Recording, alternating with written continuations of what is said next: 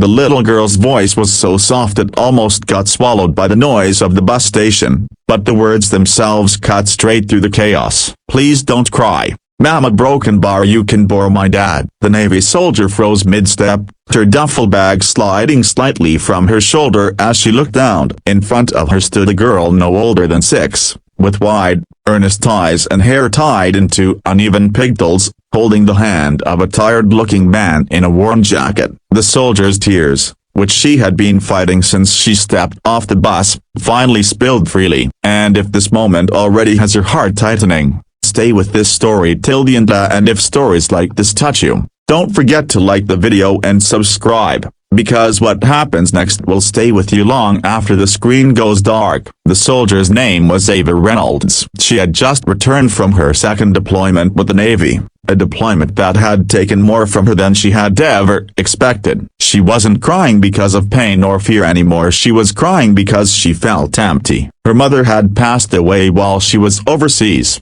and the letter telling her to come home had arrived too late. No funeral, no goodbye, just silence waiting for her back home. She had chosen the bus instead of a ride because she didn't want to face anyone she knew yet. She wanted time to breathe, to remember how to be human again. The man holding the little girl's hand cleared his throat awkwardly. "I'm sorry," he said. "She just a broken bar. She doesn't like seeing people sad." Ava knelt slightly so she could look the child in the eyes. "What's your name?"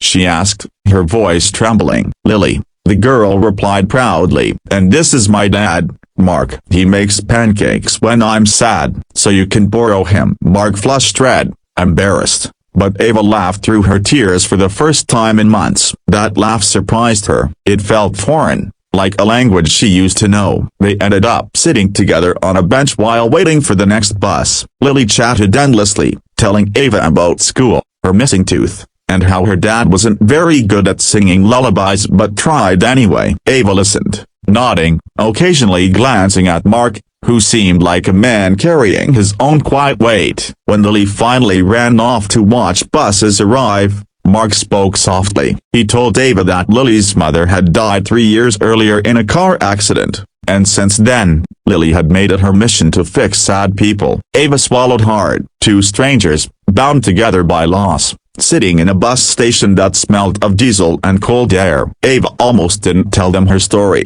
but something about Lily's honesty made it impossible to stay guarded. She talked about the Navy, about the long nights at sea, about losing friends, and about coming home to nothing but unanswered grief. Mark listened without interrupting, the way only someone who has known pain can listen. When Ava's bus was announced, Lily hugged her tightly, wrapping her small arms around Ava's uniform. "You can come to our house if you want," Lily said. "Dad makes extra pancakes." Ava smiled and promised she would think about it, fully believing she never would. But life has a strange way of pushing us where we need to go. Ava went home to an empty apartment that echoed with memories she didn't want to face alone. The silence was louder than the ocean ever was. 2 days later, without fully understanding why, she found herself standing outside the small address Lily had scribbled on a piece of paper. Mark opened the door, surprised but warm, and Lily screamed with joy as if Ava were an old friend returning from a long trip. What was meant to be a short visit turned into something more. Ava started coming over once a week,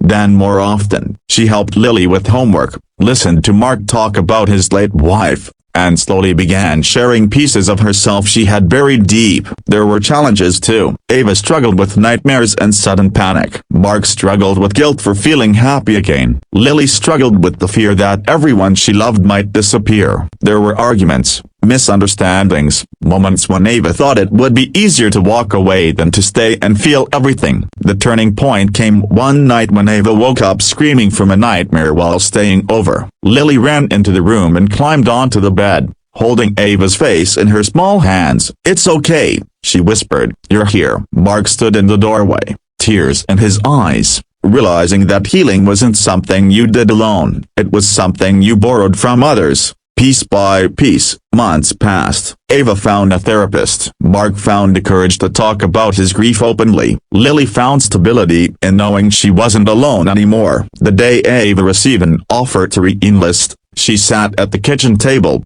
torn. The Navy had been her identity, but this little family had become her anchor. When she told Lily she might have to leave again, Lily looked up at her and said, "That's okay, you can borrow us when you come back." Ava declined the re-enlistment. She chose to stay, not because she was afraid to serve, but because she had learned that sometimes the bravest thing you can do is let yourself belong somewhere. Years later, Ava stood at a bus station again, but this time she wasn't arriving alone. Mark stood beside her, older now but smiling, and Lily, taller and brighter, held her hand. Ava looked around and thought about that first day, about the little girl who had offered her father to a crying stranger. The world can be harsh, loud, and unforgiving, but sometimes healing comes from the simplest words spoken by the smallest voice. If this story reminded you that kindness can change lives, please like this video and subscribe to the channel, because stories like this deserve to be shared. And remember, when someone is hurting, you don't need to fix everything, you just need to show up. Sometimes, that's enough to change a life forever.